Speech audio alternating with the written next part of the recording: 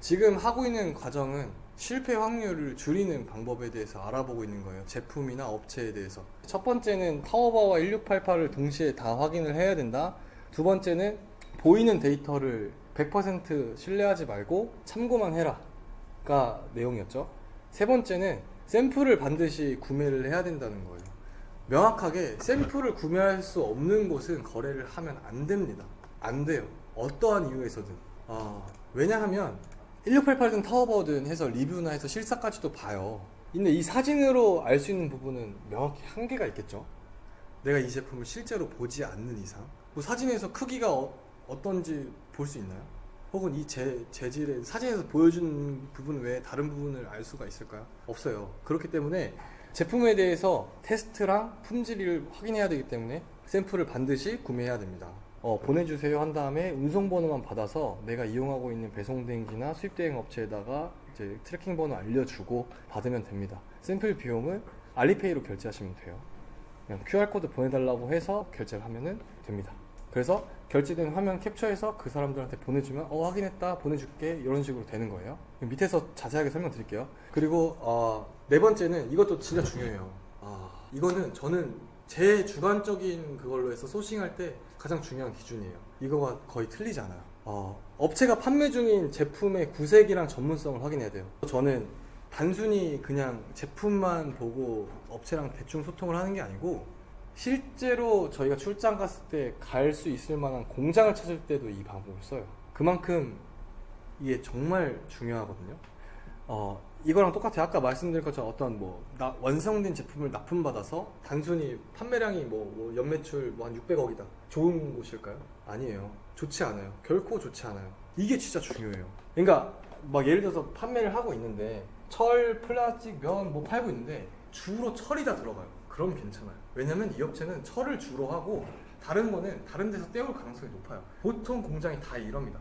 안 그러면은 그냥 거래량이 높은 유통업체일 가능성이 매우 높아요. 그냥 만물상, 백화점, 그냥 차량용품도 팔고 주방용품도 팔고 그냥 팔 수 있는 거 다 갖다 떼다 파는. 왜냐면 판매량만 높으면 되잖아요. 여기 보시면 전체 상품이 있어요. 업체명이 있고 한번 볼까요? 여기 일반 등급이죠. 주황색 일반 등급에 운영한 지 3년 됐어요. 만족도는 이 정도 되고 가격이나 거래 건수는 이 정도 되네요.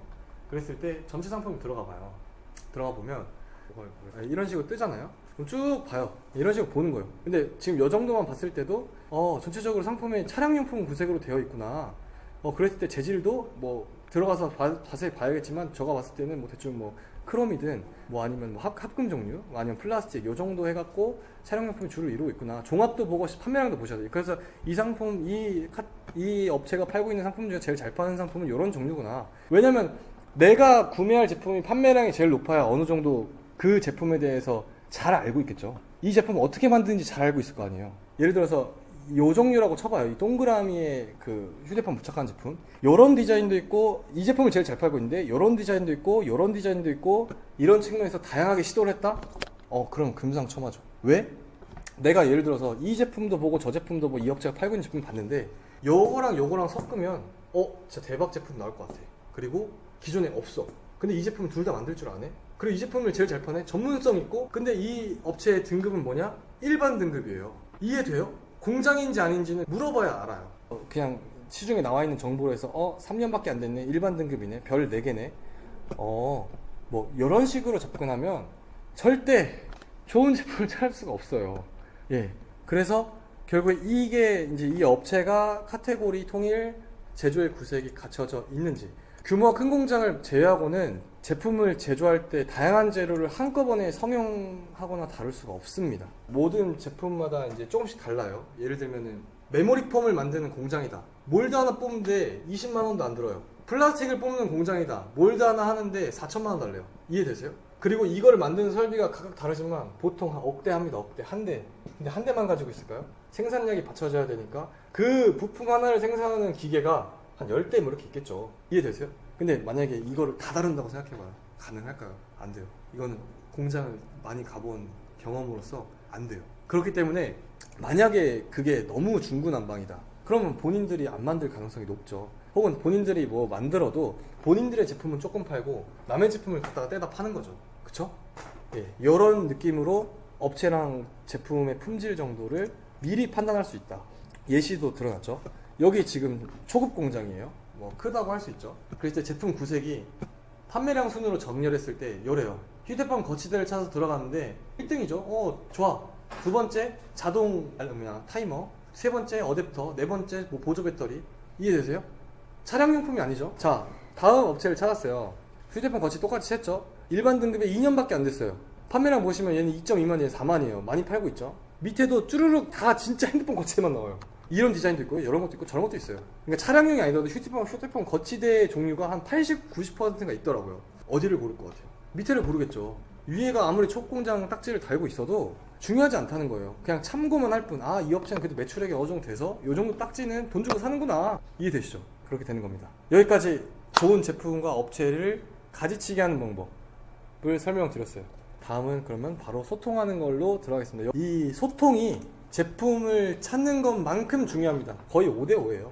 내 기준에 맞는 상품을 잘 찾는 것도 중요하지만 이 업체랑 어떻게 소통하고 풀어나가냐가 그만큼 중요합니다. 결국엔 가져와야 팔잖아요. 상품 페이지에 보면 말풍선 모양의 이모티콘이 있어요. 이걸 클릭하면은 이런 화면으로 넘어가요. 그래서 이 업체가 이렇게 목록이 있고 내가 하고 싶은 말을 파파고에서 번역해서 하고 이 사람이 한 말을 내가 다시 파파고로 복사해서 이해하고 하는 게 소통하는 과정이에요. 근데 가장 기본적으로 내가 누군지에 대해서 소개를 해줘야 돼요. 업체가 내가 누군지를 인지할 수 있게 해야 돼요. 이게 당연하다고 느끼겠지만 얘네들은 중국인 고객들을 상대로 CS를 주로 담당하는 애들이에요. 해외 바이어들이 나한테 하는 그런 게 주가 아니란 말이에요. 그래서 그냥 솔직히 말해서 업체별로 CS의 어떤 담당자의 전문도나 이제 대응하는 어떤 태도나 이런 게 다 다르겠지만 그래도 내가 누군지를 말해줘야 얘네도 어떤 식으로 대응을 할지 준비를 하고 대화의 방향에 대해서도 이게 인지를 시켜준 상태에서 할 수 있단 말이에요. 그냥 내가 100개를 사고 싶다. 사라. 뭐 나중에 한 중간 정도 근데 한국인이다.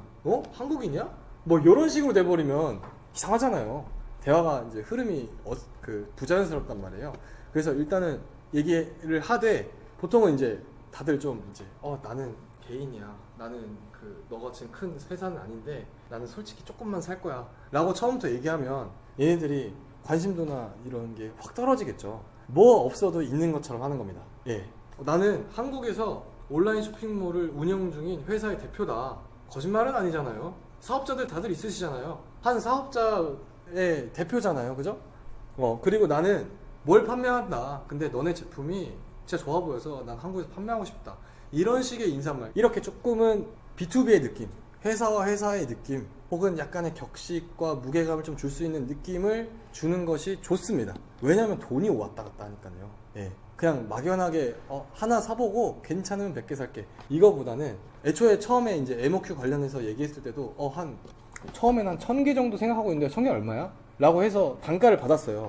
그랬을 때 나중에 이제 좀 관계가 좀 어느 정도 유들유들 이렇게 말랑말랑해졌을 때쯤에 근데 처음엔 아마 200개 살 것 같아. 왜냐면 이것 때문이야 라고 했을 때 그러면 가격 올려 라고 잘 못해요. 신기하죠? 이미 가격을 때렸잖아요. 그리고 중국인 특성상 관시가 중요하기 때문에 얘랑 지속적인 관계가 더 중요해요. 단발성 거래는 단발성 이익만 있지만 어차피 얘가 계속 판매를 하게 됐을 때 너 1000만원씩 10번 팔래? 아니면은 2000만 한 번만 팔고 끝낼래? 라고 했을 때 1000만원씩 10번 팔는 게 훨씬 낫잖아요. 얘도 계속 그걸 운영하는 회사고 그렇잖아요. 그렇기 때문에 예를 들어서 100개만 살 거야. 근데 1000개는 얼마야? 라고 하면 이제 그 100개라는 기준에 맞춰서 1000개가 나오겠죠.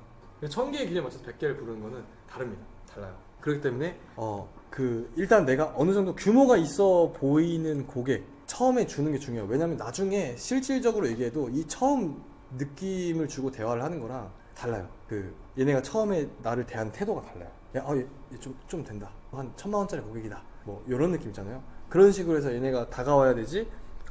뭐 샘플 구매하고 안 주면 안 산대. 이런 걸 미리 이렇게 하는 것보다는 이게 훨씬 낫다는 말입니다. 그리고 또 제품에 대한 관심도 보였기 때문에 좋은 업체라면 이 반응을 굉장히 좋아합니다. 굉장히 즐겨요. 왜냐면 나도 이 제품에 대한 자부심 갖고 팔고 있으니까. 그래서 제품에 대한 관심 보였고 거래 의사까지 표현했기 때문에 성심껏 답변을 해준다. 그래서 처음에는 일단 이 정도만 팔아보고 내가 바로 판매 수량 늘려서 할게. 그리고 나 진짜 잘 팔 수 있어. 이런 식으로 얘기를 하는 겁니다. 그래서 만약에 업체가 한국인 고객이 기존에 없었고 시장을 좀 넓히고 싶다는 욕구가 있으면 어느 정도 조율을 할 의사가 그 업체들도 있어요. 근데 이게 모든 업체는 아닙니다. 그리고 업체가 규모가 크면 클수록 안 돼요. 잘 안 받아줘. 그러니까 이미 하고 있는 것도 잘 팔리고 하는데 무슨 한국 뭐 약간 그 잔바리? 와가지고 뭐 이것저것 해달라고. 솔직히 저희가 요구하는 게 다 귀찮은 것들이거든요. 이미 있는 기존 재고 그냥 기성품들도 잘 팔고 있는데 네가 뭔데 와서 우리 한 달에 10,000개씩 파는데 100개 바꿔달라면 바꿔주겠니? 이런 느낌이에요. 그러니까 다 되는 건 아니지만 전 맞지만 확률을 높이는 거예요. 확률. 협상의 성공 확률을 높이는 겁니다. 그랬을 때 이런 것들을 다 물어봐 주는 게 좋아요. 이제 내가 진짜로 이렇게 디테일한 것까지 물어본다는 거는 진짜 얘 주문한다, 얘 산다. 근데 저희는 그럼 이걸 만약에 내가 하게 되면 뭐 어떻게 진행이 되겠구나에 대한 정보를 얻고, 얘네는 그런 확실한 느낌을 받고, 그래서 이게 소규모의 관계로 형성이 되는 거예요. 이게 점점 그냥 스쳐 지나가는 진상 고객이 아니고 정말 얘 남들 고객은 뭐 하나씩 10개씩 사지만 얘는 그래도 100개 정도는 살 수 있는, 그리고 되게 적극적인, 그리고 이 제품에 대한 애정과 열정이 있는 이런 친구가 고객이 왔구나, 이런 식으로 됩니다. 그래서 이런 것들을 미리 확인해 보는 것도 나쁘지 않다. 결국에 나는 돈을 주고 정당하게 이 제품을 주문하는 고객이고 얘네는 판매하는 셀러예요. 그래서 내가 뭘 요구했을 때 얘네들 가능 여부를 판단했을 때 가능하다는 얘기는 결국에 남는 게 있어서 가능하다는 거예요. 그냥 귀찮을 뿐이고 돈이 좀 더 들어갔을 때 뿐이지, 마진을 조금 조율해서라도 이런 거죠. 100개를 사는 고객이 뭐 예를 들어서 나한테 100만 원 이익을 남겨요. 근데 뭔가를 바꿔줬을 때 70만 원을 남겼어 쳐봐요. 근데 만약에 내가 이걸 안 바꿔주면 안 사면 100만 원이 없어지는 거고, 산다면 70만 원의 이득은 남는 거잖아요.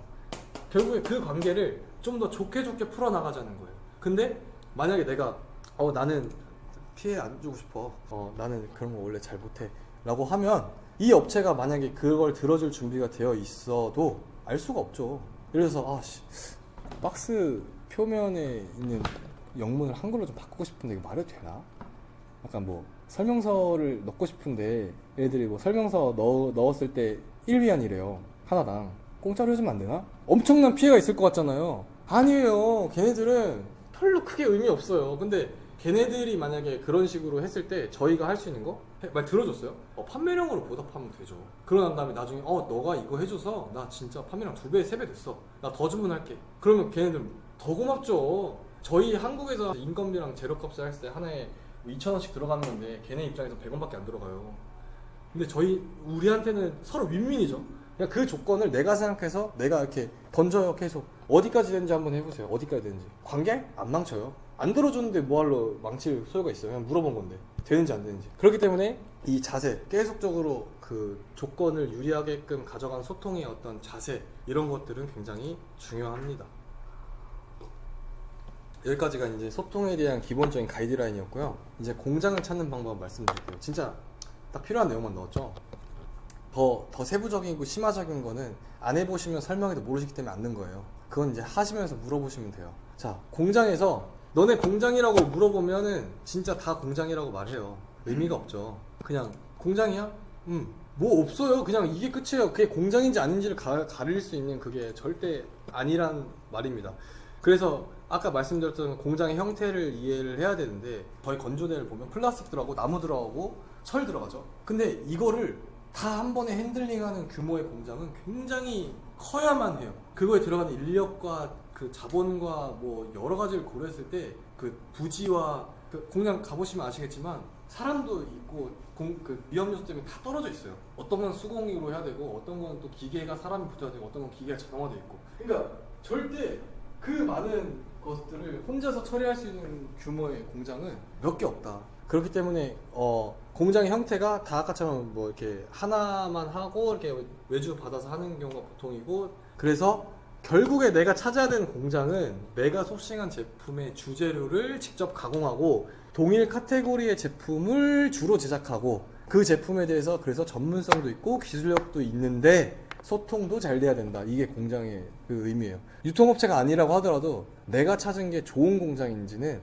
이게 좋은 공장이에요. 왜냐하면 결국에 향후 판매를 봤을 때를 얘기하는 거예요. 뭐 소통도 잘 돼야 지속적으로 거래도 할 수 있고 나중에 소비자 의견 했을 때 수정도 해야 되는데 이거 수정도 조율할 수 있고 이 제품에 대해서 잘 알고 있고 제품 품질도 좋고 전문성도 있고 이런 거 다 포함했을 때 이건데 어려워요. 어렵죠. 왜 어렵냐? 안 가봐서. 가봐야 알죠. 직접 공장을 방문하지 않고 온라인 채팅으로 이걸 다 파악할 수는 없어요. 근데 그래도 그 확인할 수 있는 부분에서 확인할 좀 유추할 데이터 뽑고 그래서 공장을 구별하는 것과 좋은 공장이 어떤 공장인지에 대해서 예시를 같이 설명을 드릴 거예요. 소통을 하자마자 너네 공장이야? 라고 묻는 건 굉장히 실례입니다. 그러면 안 돼요. 그냥 시작하자마자 공장이야? 공장이야? 안 되겠죠. 누구 모르는 사람이 와가지고 그러니까 너 온라인 셀링이? 모르는 사람이 와가지고 하면은 뭔데 너가 되겠죠. 그냥 상식적으로 보시면 돼요. 그래서 어느 정도 제품에 대한 얘기로 소통도 좀 이루어지고 거래에 대한 내용이 좀 이루어졌을 때 그때 물어볼 수 있는 내용들입니다.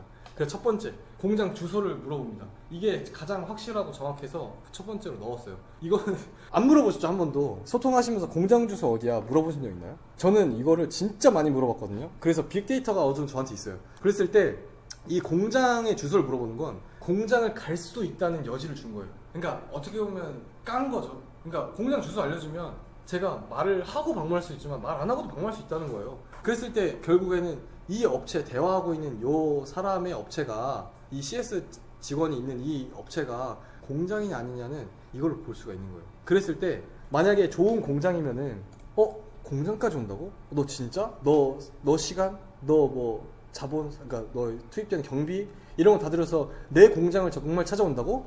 너무 환영이지. 왜냐면 공장에 오면은 그만큼 애정이 있고 거기서 많은 제품을 봤을 때 요것도 하고 싶고 요것도 하고 요것도 하고 싶을 수 있잖아요. 이게 좋은 공장을 얘기해 주는 거예요. 그래서 거절할 이유가 전혀 없어요. 근데 이 CS 한 애들이 얼마나 알겠어요. 그렇기 때문에 사장님 위치에서는 좀 그래. 아니면 사장님 좀 열려 있으신 분은 사장님 위치 바로 알려줄게. 혹은 만약에 안 되면은 마케팅 담당자 연락처 알려줄게. 위치에 딱 해서 알려줘요. 그래가지고 뭐 이렇게 소통할 수 있게끔 창구를 열어두지만 아닌 데는 왜 물어보냐.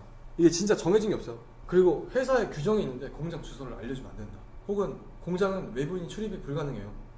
막 이런 식의 거절하는 의사의 답변을 다 내놔요. 진짜 한결같아요. 예, 이게 진짜 킬링 포인트예요. 그러니까 킬링 질문이에요. 그냥 공장 주소 어디냐 물어보면은 지네들이 처음에 너네 공장이야? 응. 공장 주소 어디야? 왜 물어봐?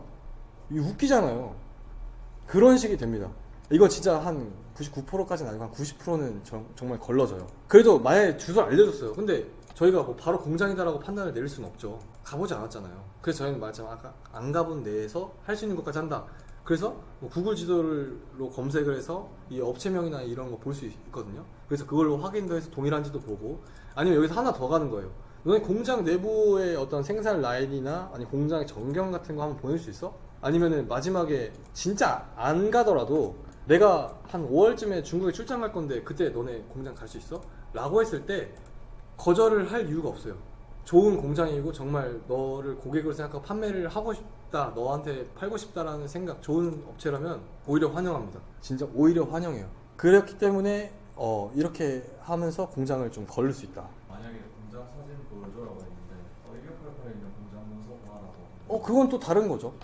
1688에 있는 공장 문서 봐 했을 때 이런 식으로 또 회피하는 거예요. 그러니까 이런 거 질문 좀 참 좋아요. 그거 없는 거 있잖아요. 거기에 생산 라인인가 뭐 보통은 다 재고 쌓여있는 포장된 그 컨테이너 박스 보여줘요. 그리고 공장 전경도 사진이 있는데 진짜 디테일한 거 있잖아.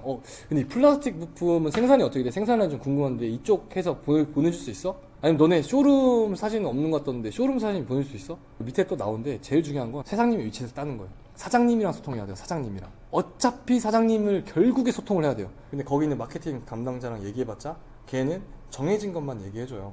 걔의 범위는 거기까지니까. 근데 사장님은 범위에 한계가 없죠. 예. 필요해? 너네 1000개 살 건데 10개 정도 샘플 필요하다고? 알았어, 주소 불러. 뭔 말인지 알아요? 결국에 사장님이랑 얘기해야 뭐 어떤 조건이든 가장 좋은 조건을 가져올 수 있어요. 그건 이제 밑에 보시죠. 3번에 있습니다. 좀만 기다려주세요. 자, 이제 2번. 제품을 수정할 수 있는지 여부를 물어보는 거예요. 근데 이거가 정말 많은 의미를 내포하고 있어요. 그냥 단순하게 생각하는 게 아니고 제품 수정이라는 거는 구매하는 고객인 대표님들이 어느 정도 그 제품에 대한 전문성을 가지고 있다는 거예요. 그러니까 이걸 바꾼다는 거가 왜 바꾸는지의 의미를 알고 있다는 거죠. 그랬을 때 이게 제일 좋은 건 서로 딱 삘이 통하는 거예요.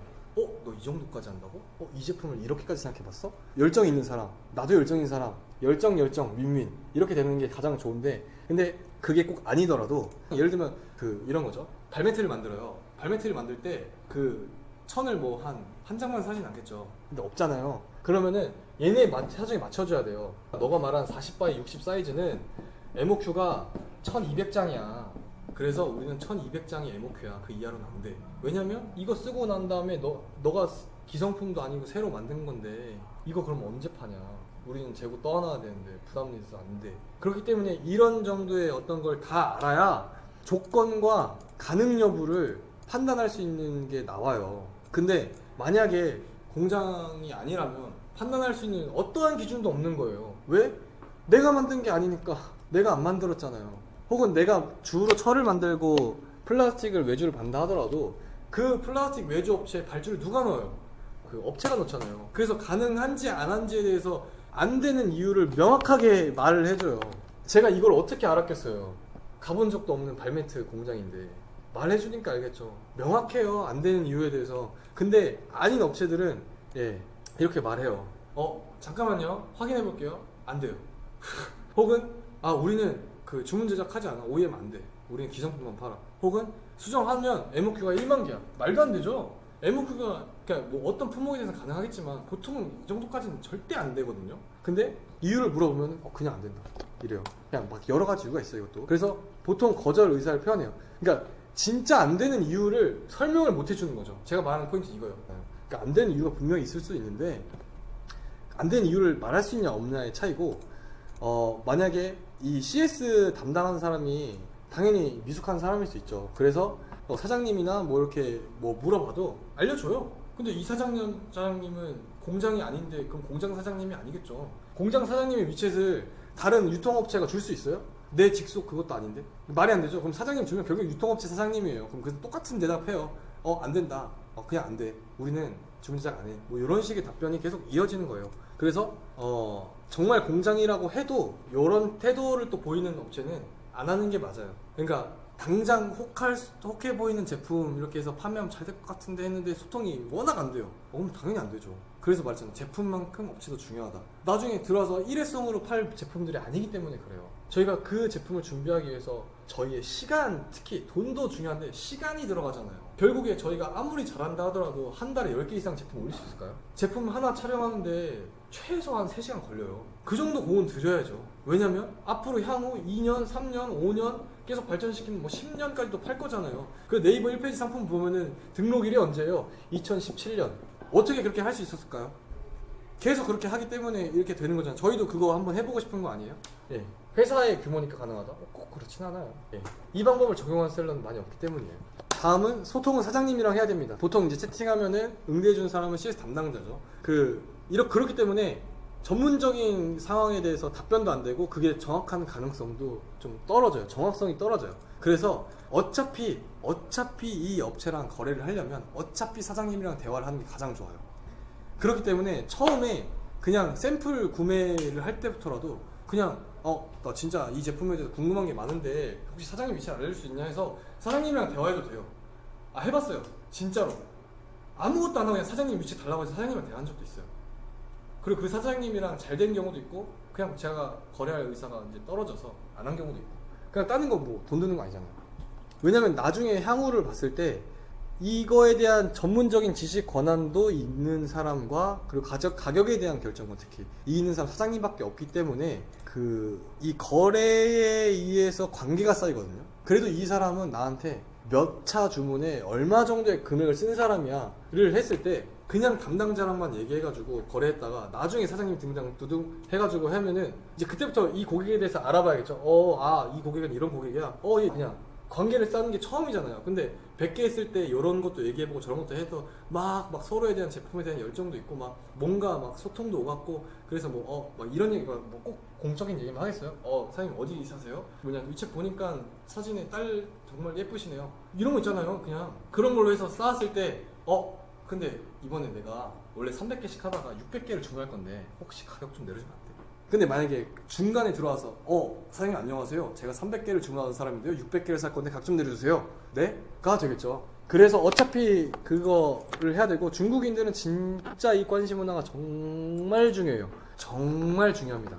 얘네들은 돈을 벌어봐서도 알겠지만 이 돈이 결코 일회성에서 돈이 벌리지 않는다는 거를 너무나 잘 알고 있어요. 사업을 계속 하던 애들이라. 결국엔 지속적인 거래 관계에서 나의 어떤 안정적인 수입이 보장이 되고 돈도 많이 벌 수 있고, 그리고 얘네들은 일단 돈을 많이 벌어요.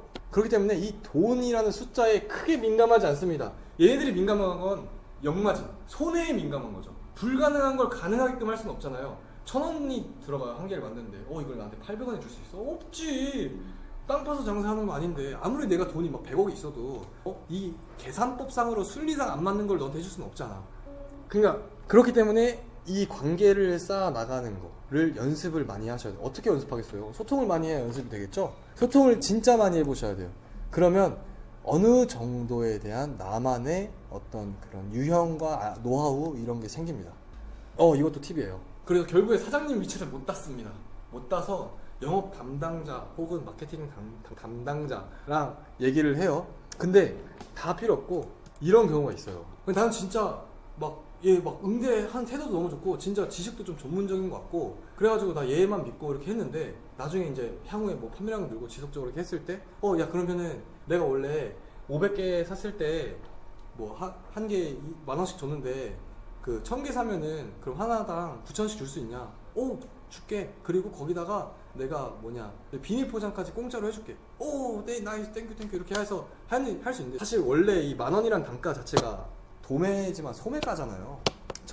처음에 저희가 가격 받는 게. 근데 거기서 더 좋은 조건 혹은 정말 맞는 조건을 할 수 있음에도 불구하고 이 영업 담당자는 조금 능력이 됩니다. 어느 정도 내 고객, 특히나 뭐 해외 담당자도 있고 내수 담당자도 있는데, 이거에 대한 가격에 대한 그 범인의 결정권이 있어요. 그래서 그럼 어떻게 하겠어요? 나한테 범인 결정권이 예를 들어서 5,000원부터 10,000원까지 있다.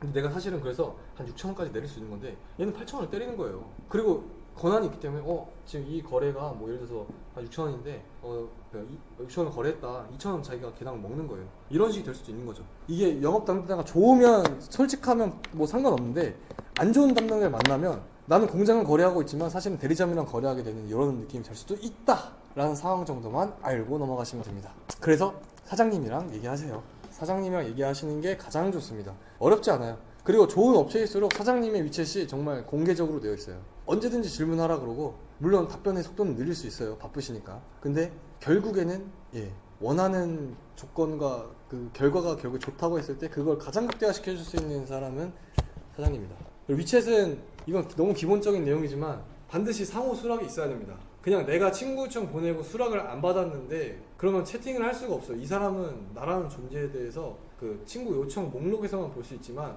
중국인은 카톡을 워낙 많이 사용하잖아요. 그리고 인구도 많고, 그리고 그런 업계에서 일하는 사람은 얼마나 많은 친구 요청이 오겠어요. 내가 말하지 않으면 내가 누군지를 몰라요. 이제 거의 끝났어요. 결국엔 이제 이렇게 해서 좋은 제품도 찾았고 좋은 업체도 찾았습니다. 그랬을 때 이제 실질적으로 이제 수입을 해야 되는데, 이게 너무 천차만별이에요. 왜냐면 업체의 성향에 따라서 조건이 다를 수도 있어요. 내가 수입할 양과 부피에 따라서도 달라지고, 내가 쓰고 있는 업체가 수입 대행 업체 조건에 따라 달라지고, 혹은 수입 대행 업체를 안 쓰더라도 뭐 다른 나는 포워딩만 업체만 하겠고 연결만 시켜주면 돼, 뭐 이런 식이 될 수도 있고 해서 달라요. 그래서 그냥 정말 기본적인 것만 해서 말씀을 드렸어요. 근데 보통은 다들 수입 대행지를 쓰실 거란 말이에요. 또 그 수입 대행 업체라고 검색해서 나오는 사람들의 어떤 기본적인 가격과 조건과 환율과 뭔가 이런 게 다 달라요. 그랬을 때 공통적으로 들어가는 것만 말씀드린 거예요. 결국에는 업체를 쓰게 되면 제품 가격에다가 배송비를 더한 가격을 업체에서 환율을 다 올려놔요. 이게 변동도 되고요. 그래서 그거를 곱한 금액과 구매 대행 수수료에다가 예를 들어 8%는 8%, 7%는 7%, 6%는 6%, 이것도 업체마다 수입하는 CBM에 따라 다른 경우가 보통 많아요.